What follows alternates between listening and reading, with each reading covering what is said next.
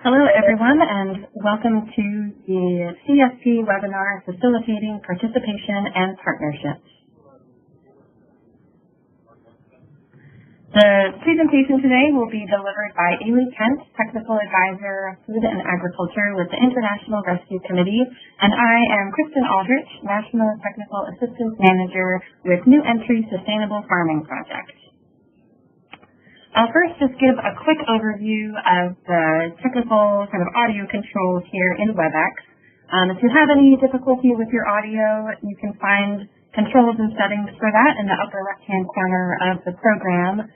If you have questions throughout, you can enter those into the chat box, and we'll be actually utilizing some interactive tools within WebEx throughout the presentation to get some responses and feedback, using polls and asking you to enter some information through the chat box. So again, you can find that in the upper right-hand corner, and any questions that you might have along the way, feel free to enter there, and we'll make sure to address those at the end of the presentation. Following the webinar, we will have a recording to share with you, as well as evaluation and links to other resources that might be useful to you in terms of the community food projects and other technical assistance needs. So, New Entry, in addition to our Incubator Farm Training Program, Food Hub and CSA on the ground here in Eastern Massachusetts, we also facilitate a couple of national networks, being the National Incubator Farm Training Initiative and the Ag Apprenticeship Learning Network, for which we provide some support and resources in order to develop a community of practice for folks that are working with beginning farmer training programs across the country.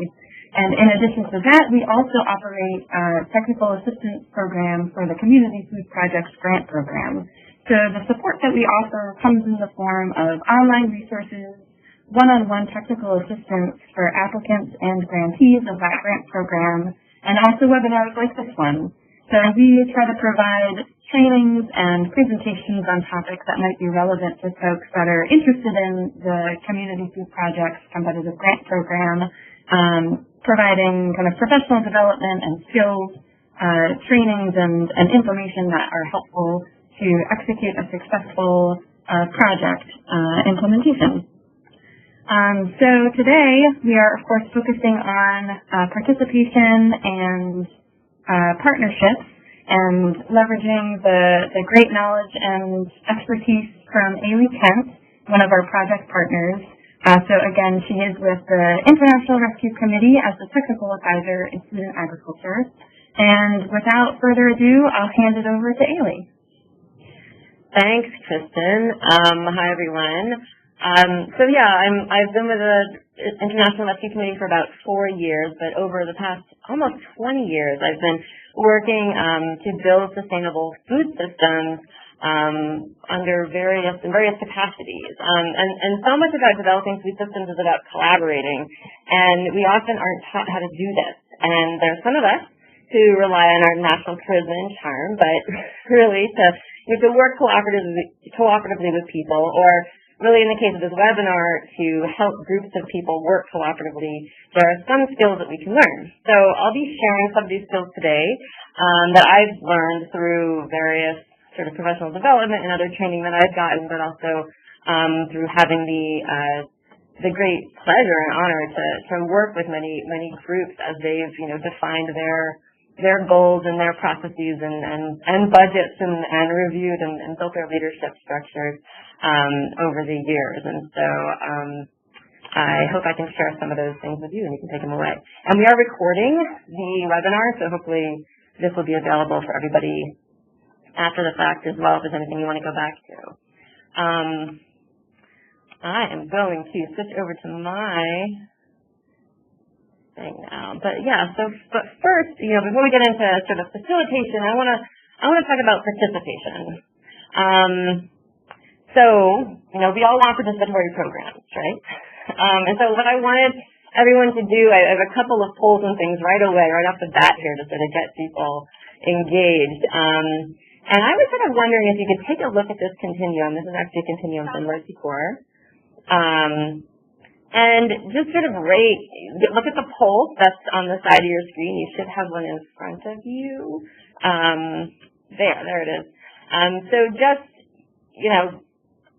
tick the box where you feel like your program falls.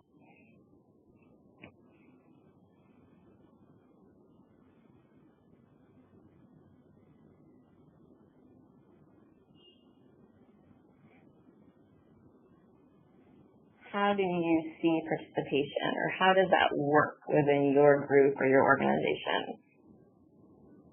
You consult with people only? Is it really very interactive? Is it something where you make decisions and then share them out in the community? Are you working with many different folks at the table and as an equal partner? So where do you sort of see yourself falling here?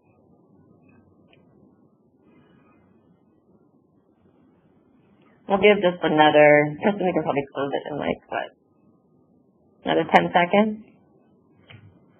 Sure, yeah, we've got about 55 or so responses. Let's just see where people feel like they are. Great, so I'll go ahead and close it now.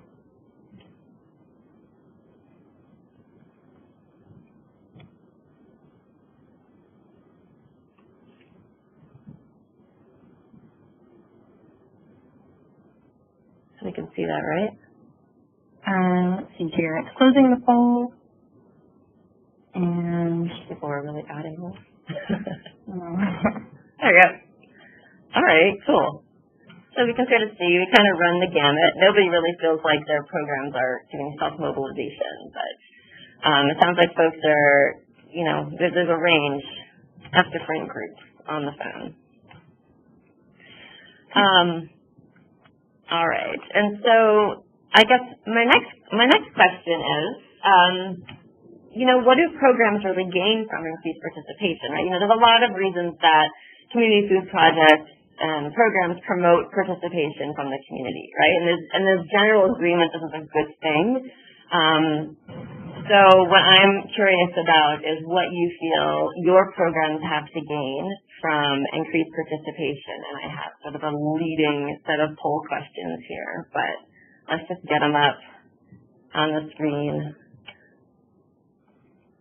So what does your program have to gain from increased participation? You want to increase your responsiveness of your program. You want to create innovative and relevant programming. You want to balance, or at least acknowledge, power dynamics between the organization and community members. You're trying to build more management capacity or leadership capacity to support project sustainability. Are you trying to strengthen buy-in and shared responsibility? What do you feel like you're trying to? What would you like to? What do you see getting out of this for your organization?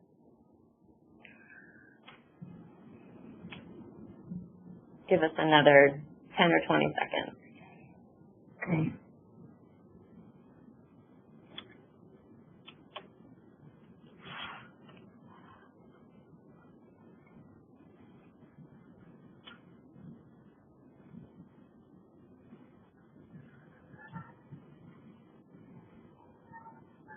All right, let's see what folks said. Okay. Closing the poll now.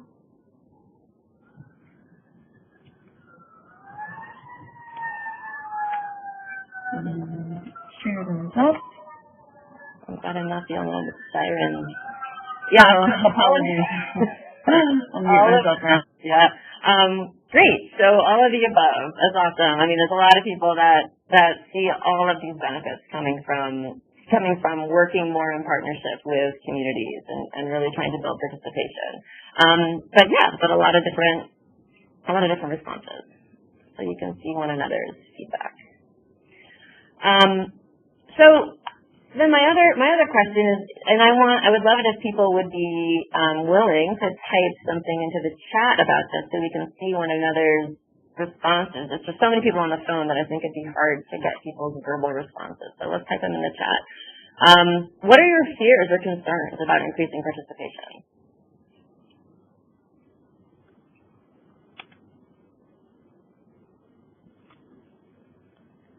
Let's see if anyone wants to give some thoughts here.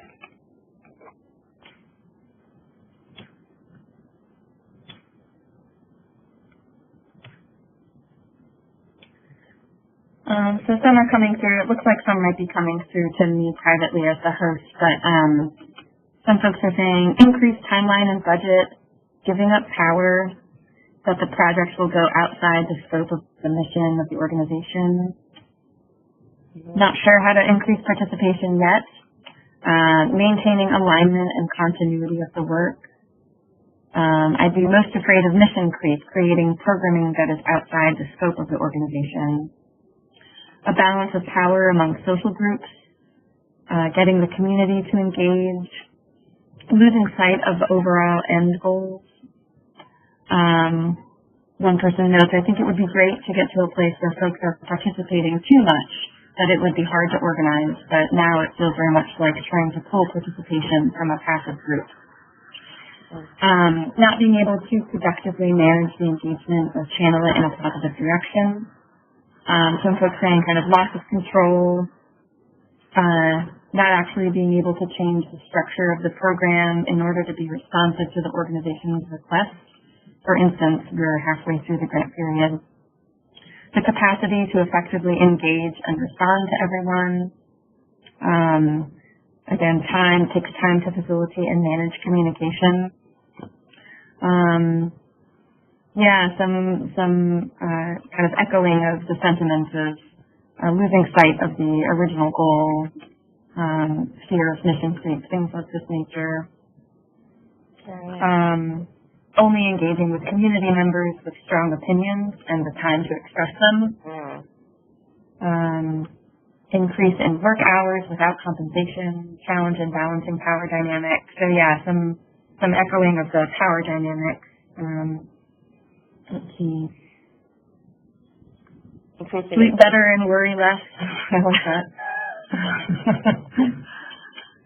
Nice. All right. Well, this is a really good list of things. I hope folks will sort of check this out in the chat as we sort of flip through some of these other slides.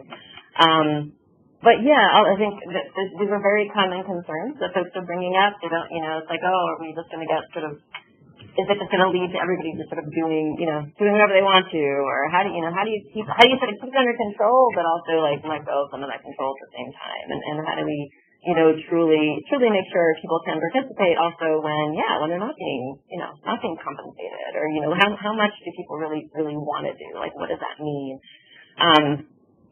So good things to keep in mind. So this is another way to think about levels of participation, right? In terms of how we work as program leaders.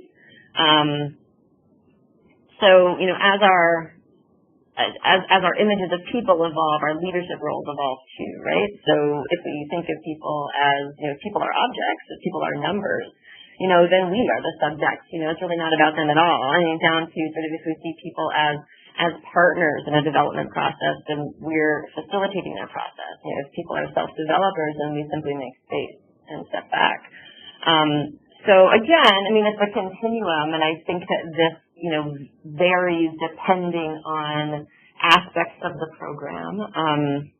But in terms of the sort of having an eye on how, on how our relationships, towards the folks that we're working with, or even just our, other organizational partners, and sort of how we sort of all fit together in that way. It's a useful chart to maybe keep in mind.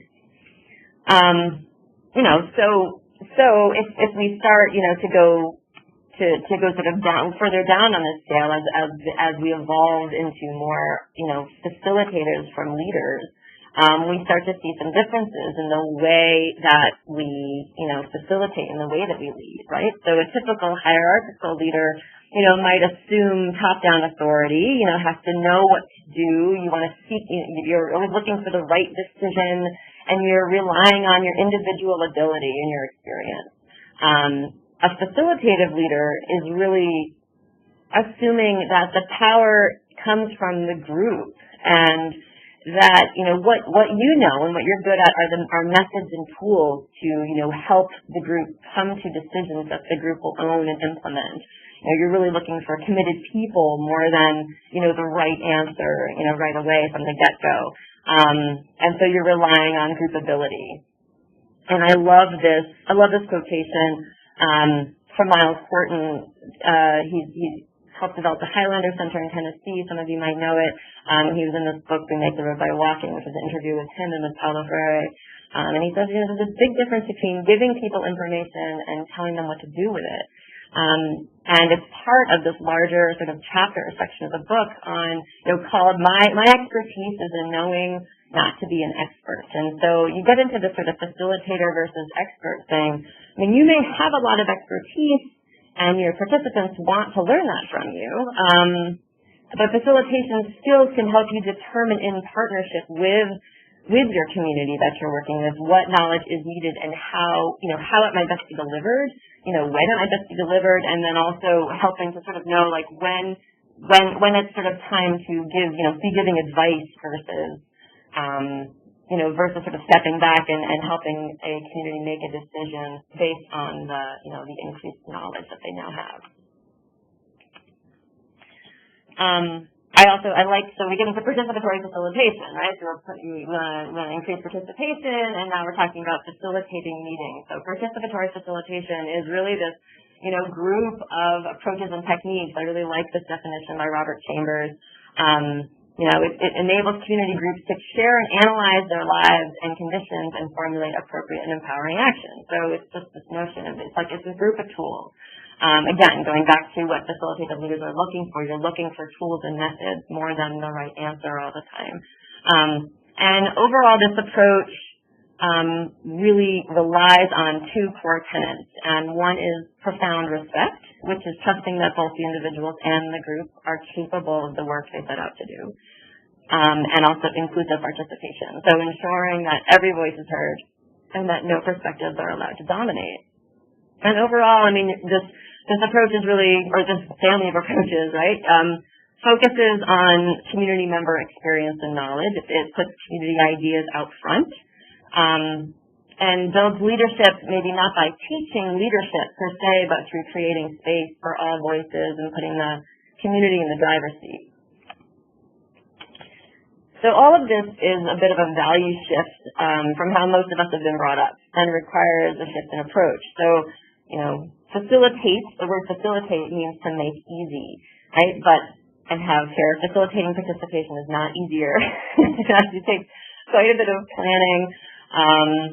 However, so for inclusive participation to work, effective methods for working with groups are essential, all right? So without methods, participation just slides into a situation where anyone and everyone can say and do whatever they individually want to.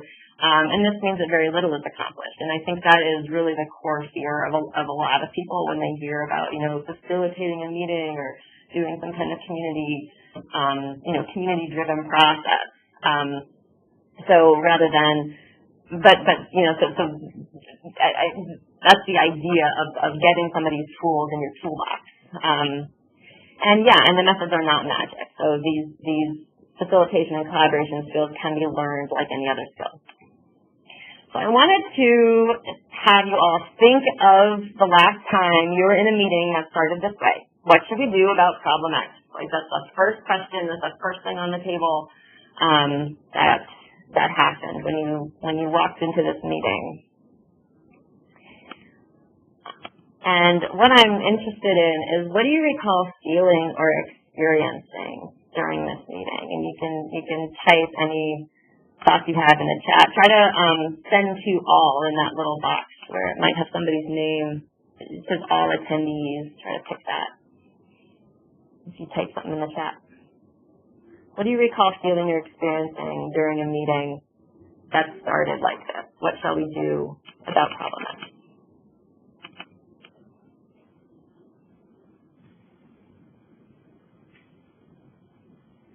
Totally stumped and intimidated. Yeah, if I don't have the magic bullet answer. We don't have people don't have the all attendees option. Huh, I wonder why. Well, they're ready to me and we'll read them out.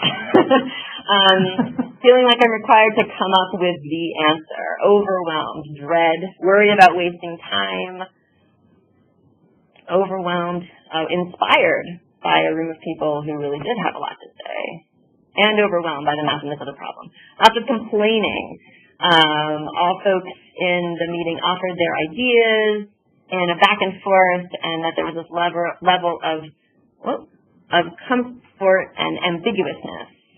So this is a room where that worked. Depends. Trepidation, excitement, fear of being found out, having differences, love and encouragement. Intimidated a bit, inspired and hopeful. My screen keeps skipping down, so I feel like I'm missing people. I have an idea. People worried, overwhelmed, not agreeing with what the identified problem is. That's an important thing. All questions, no ideas. People were holding back. I feel like someone who's quick to speak up as the expert is rewarded versus someone who wants to rely on the process of unfolding where community participation is desired.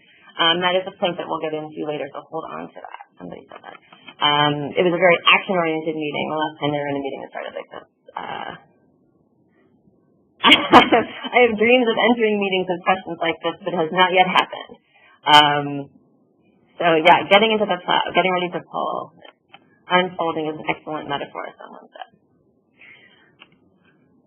All right, so then I wanted to ask a more general question. So what often happens when meetings begin by asking for a resolution?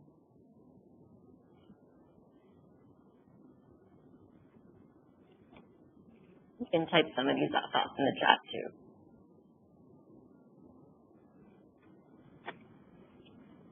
One person says pressure to get to a solution instead of thinking through the problem or strategy. Mm-hmm.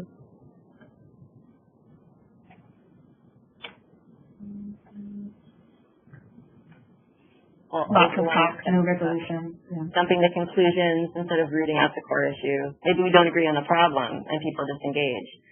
I don't know what the question is. I don't know what the problem is. Different definitions. Fail to delve into the nuance of the situation. Failure to recognize underutilized resources. If there's no forethought to what potential solutions are, it can seem like the brainstorming part can take a long time and is not necessarily an efficient use of meeting time. The table's already set. Who said it? I like it. Yeah, so, all of these things can happen, right? No resolution, assumptions, brainstorming gets in the weeds. Often need to go back and build relationships and mutual understanding before getting to this point. Yeah, so I wanted to talk a little bit today about a method called the focused conversation method that the Institute of Cultural Affairs has developed. And, they use it as a facilitation technique. They use it as a facilitation technique, but it works because it follows a very natural human process. So here's a bit of psychology for you. So we take in the world with our senses. We see, hear, we smell, we feel things, we taste things, we experience something. The experience may be a new or a previous one. Second thing that happens is we have an immediate, often unconscious, sometimes visceral and paralyzing response to the experience. So because we're conscious beings, we can stand back from all these stimuli and our responses to it and look at the meaning of what's happening, right? We interpret values or significance, or we form a theory about the experience. We answer this question, so what, right? We get in our heads. And then finally, we relate the information to our own situation and form an opinion or decide how to apply this new learning or this new theory that we've developed. And we answer this question, now what? So ICA, the Institute of Cultural Affairs, refers to these four stages of processing as the objective, reflective, interpretive, and decisional levels. Some people call them what, gut, so what, now what level. Sometimes it's like an easy rhyme to remember, I think. But the point is that everyone really goes through this process all the time, right? Think about like when someone throws a ball at you, right? It's like, here, catch, you immediately, it's like you see this happening, you your reflective response might be, okay, someone's throwing the ball. I've seen this before. Like, I need to do something. Or, like, maybe alarm bells. Like, I have no idea what to do. Or, hey, this is fun. Like, there might be, you might have an array of reactions to this. Or different people might have different reactions that are, instantaneous to seeing this happen. And then interpretive, right? Your brain says, okay, so what do I have to do? I have to catch the ball, or I have to duck, or I have to, do something, or yell out, or so that it's like your brain is turning that into, okay, so now what? And then you do something based on that, right? Then you duck, or you catch it, or you laugh, or you do whatever.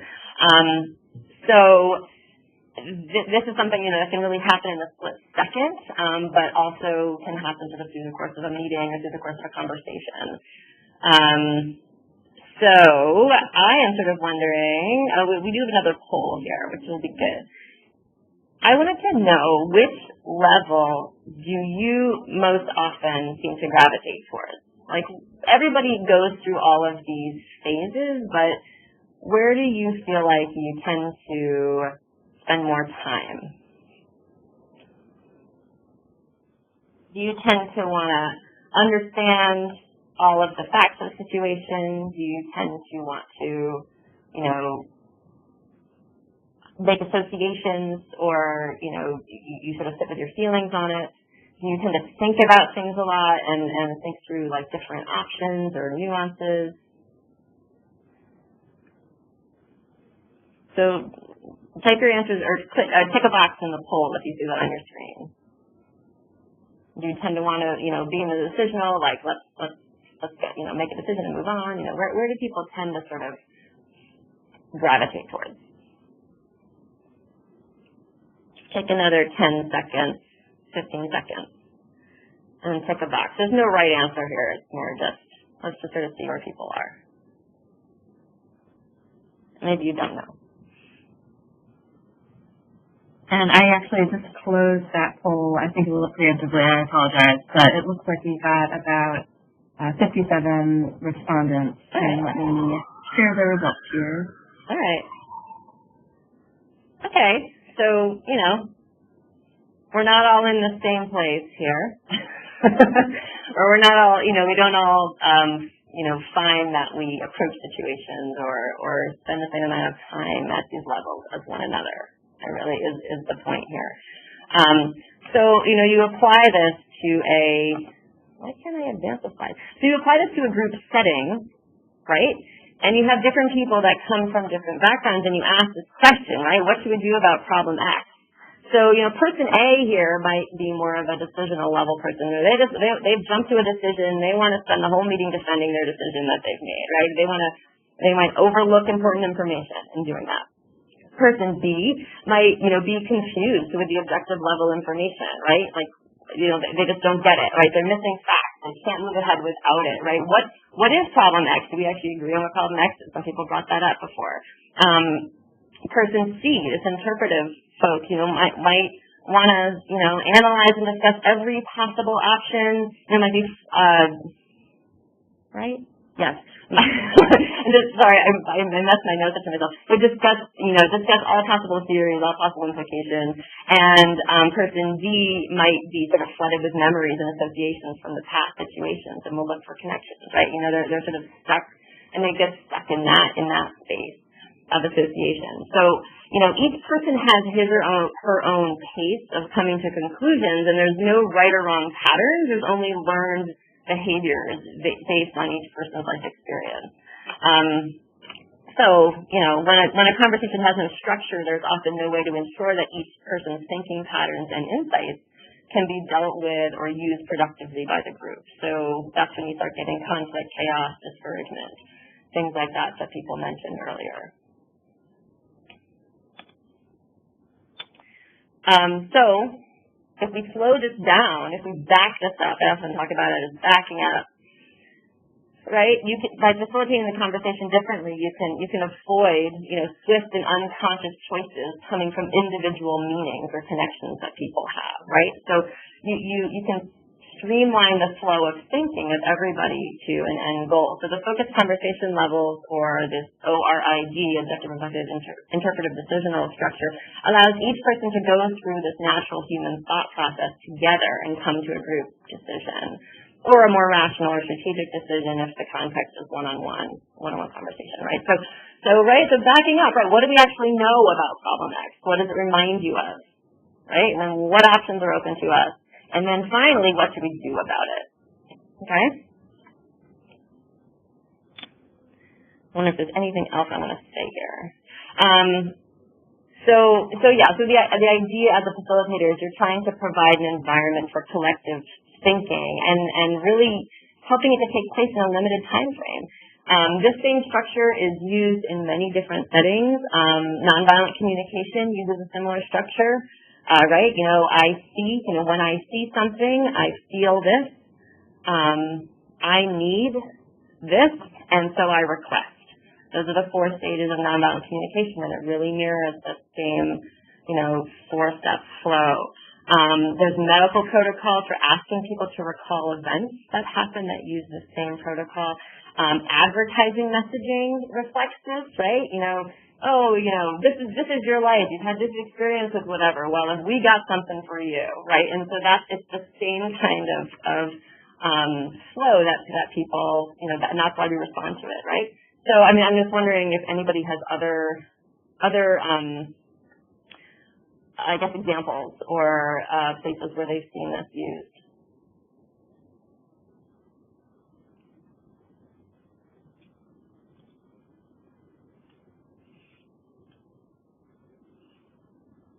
The DISC leadership model, which I don't know. I'll have to look that up. Thanks.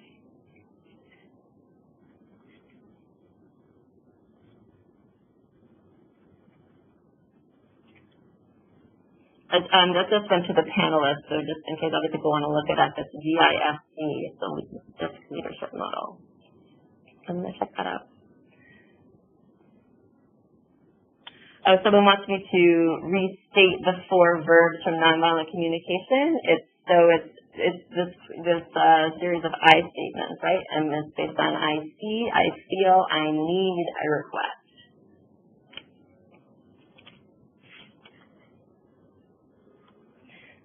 Which helps you go from, why do I always have to do all the dishes, to when I see all the dishes in the sink, I feel really overwhelmed. I really need everybody to help out around here.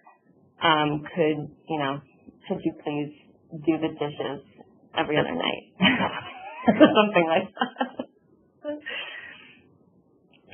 Clifton Strengths Finder identifies people according to their styles of thinking about addressing problems. Interesting. Okay.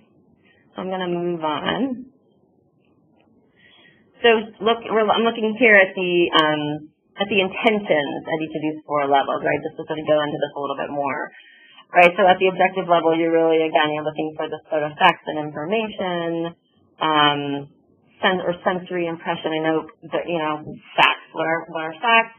There's a lot of questions about that, but the idea is that what's the experience? What's the sort of no wrong answer stuff? That is at the top. It's at the surface, right? What do we actually know, or what do we think we know?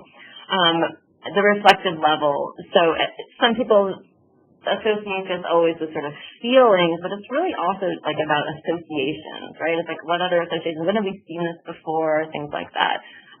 Internal responses. The interpretive level is around applying meaning, right? So it's what insight, what's significant. And then there's a decisional is when you get to the resolution or the consensus decisions about next steps. And so these are the questions that I asked at the beginning of this section, right? When I showed that word bubble that said, what do we do about problem X? And I said, when's the last time you were in a meeting that started this way? And then I asked you, what do you recall feeling or experiencing during this meeting? And then what often happens, right? That's asking you to think. So when you start asking people to think, you're down in interpretive.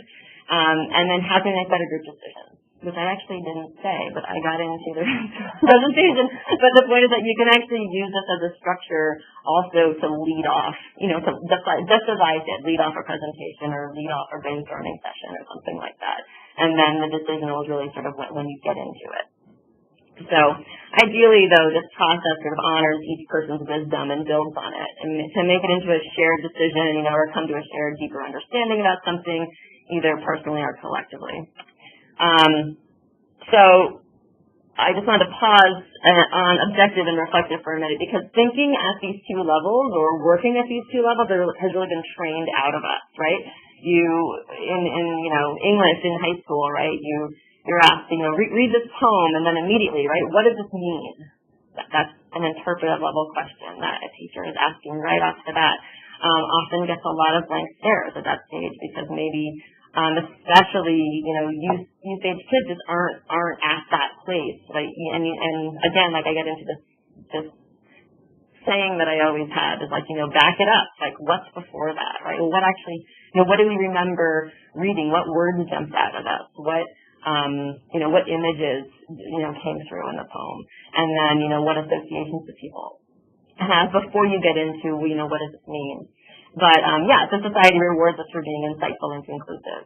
And so the nice thing about really focusing at the objective level is that ideally there's no wrong answers, right? It's a chance for all voices to come out.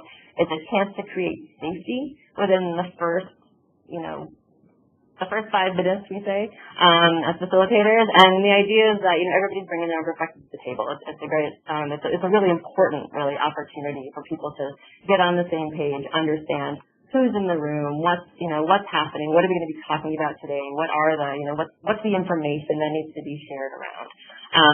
And the reflective level is interesting too, because the science that's been done on this shows that, when you're while your amygdala, your reptilian brain is really required to stimulate and help us make connections, if it's on overdrive and doesn't feel heard, right? Your neocortex, your thinking part of your brain, sort of flatlines.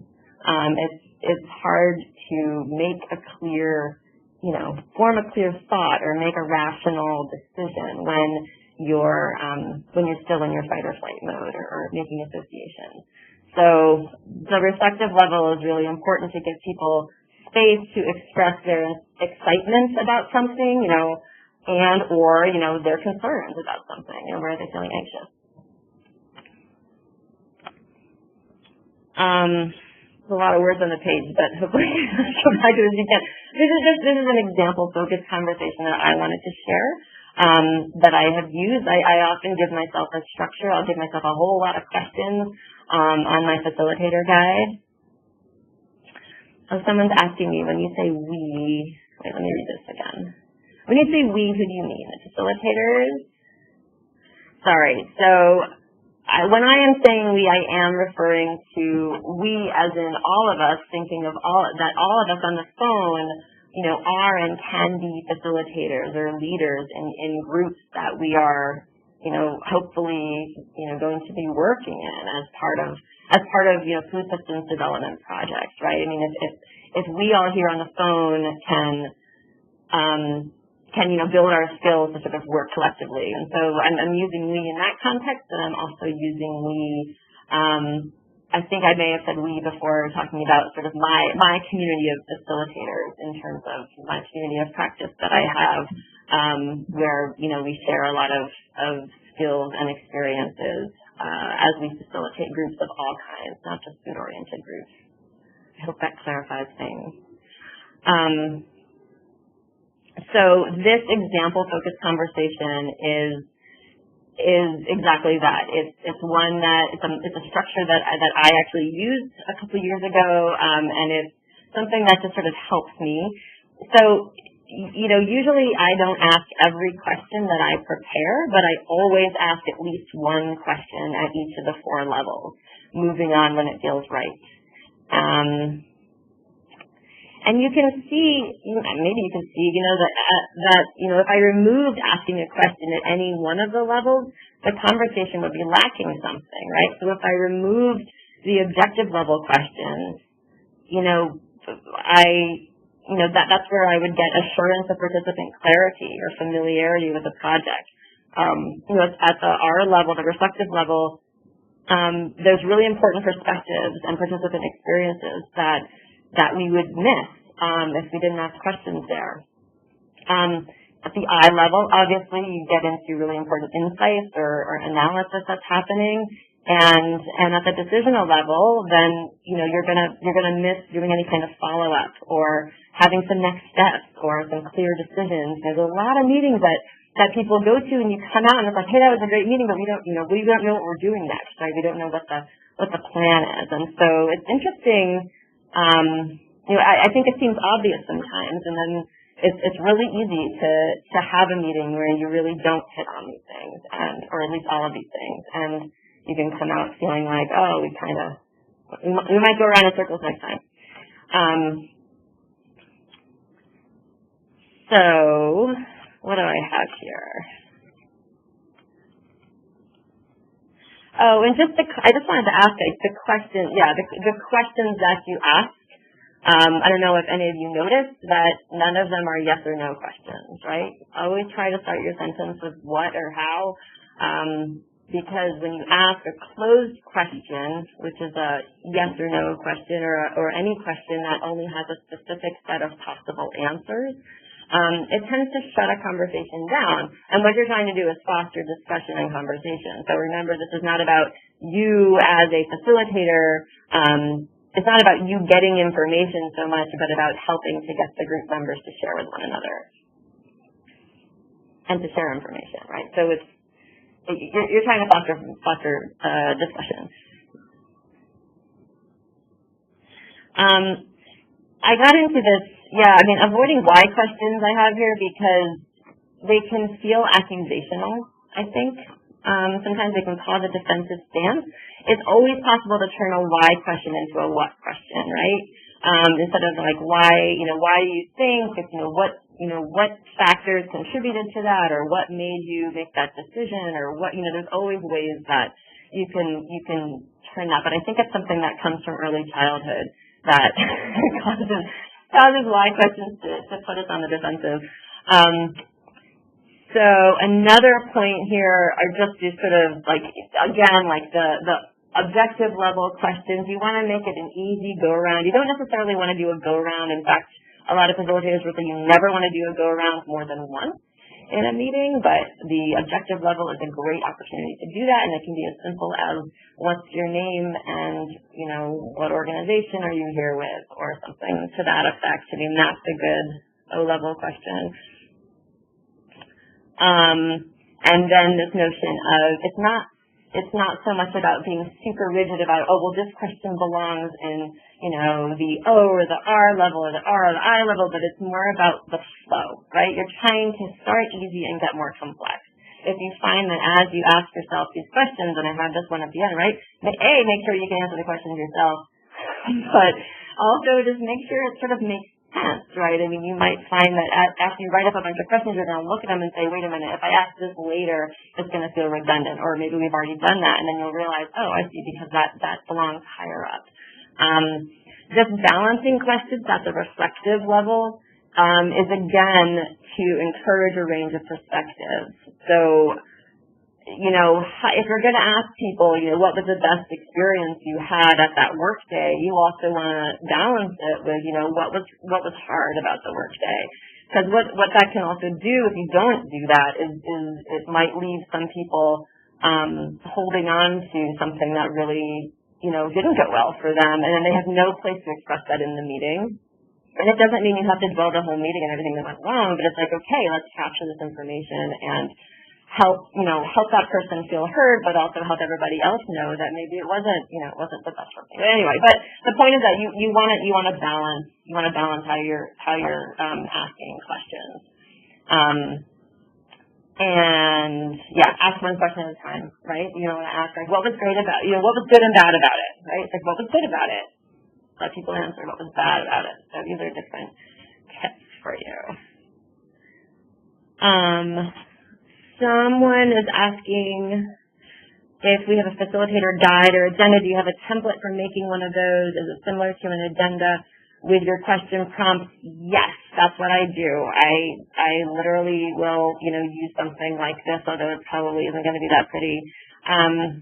But after the webinar, I'm going to actually share some of these tips that I've already typed up here, as well as just a whole bunch of questions that I sometimes pull from. They're good to sort of help jog your brain. What else?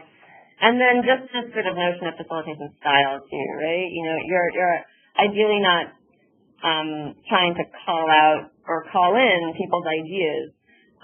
So you're trying to elicit rather than, well, for one thing, you're eliciting rather than presenting. So I am training a webinar right now. I am not facilitating this. I am, I'm teaching, and so I'm presenting, and that's very different from when you're in a meeting and you're trying to elicit conversation and ideas and collaboration. So I hope that that's clear by what I meant by that. And you're affirming participative behavior and not the content. And so, like I did earlier where somebody typed something and I said, oh yeah, that one. Ideally, you're not doing that when you're facilitating a meeting. I was telling Kristen when we were running through this last week, I said, one of the best stories I heard from another friend of mine who was facilitating a meeting. She said that, she was in this meeting and people were, going around, contributing ideas to this meeting. And she said, oh yeah, like good one, good idea or something like that. And after the meeting, she was talking to someone over refreshments and this guy was like, oh yeah, no, I was the one sitting next to the lady that had the good idea. So it's like people remember that. And ideally, you're not, if you are truly facilitating a meeting, you're not there to be judging, what the group is doing. You are, you're the midwife. They're doing the work, but you are there to support the group, get through the work that they have to do. I think another trainer that I once had said, some of the best facilitated meetings end where people come out and they have no idea who facilitated the meeting, but they feel like they got a lot done. So that's sort of I guess that's sort of the idea behind all of this, right? So you're maintaining a non-judgmental stance. I also wanted to bring up this point of being sensitive to the diversity within the group, that words mean very different things to different people sometimes, so you might need to define words or pause and make sure, you have full understanding. And you can always ask for specific examples or illustrations the other way. If somebody says something and you're not quite sure, you're not quite sure you got what they're trying to share, you can always ask, hey, tell me more about that, or something. And that's not the same, hopefully not the same as putting people on the spot. Yeah. What else do I have here? Yeah, so, if I was facilitating all of, if I was teaching this workshop and all of you were in the same room as me, then I'd probably ask these questions as a wrap-up, right? What images stick with you from this training? Where are you feeling energized? Where are you feeling confused? How might you apply the focused conversation method in your programs or organizations? And then what support do you need in attempting this? So that would be a very simple, reflective conversation that you could lead at the end of a workshop or the end of a training. So I'm not looking for answers to all these questions. However, I would love to hear some of your responses to the interpretive level question. How might you think you would use this? Or even use it in your personal life.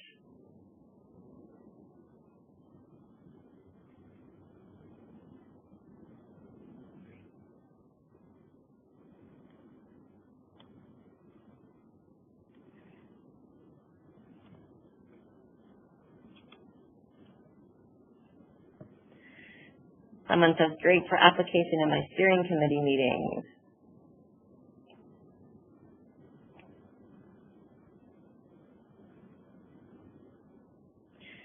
Would like to use it for collaborative groups we are a part of.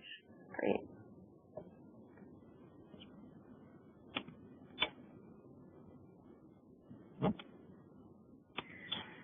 I'm also getting some, I think, to just me here, one person said, I think I skip the objective level often. This will help me make sure not to skip it.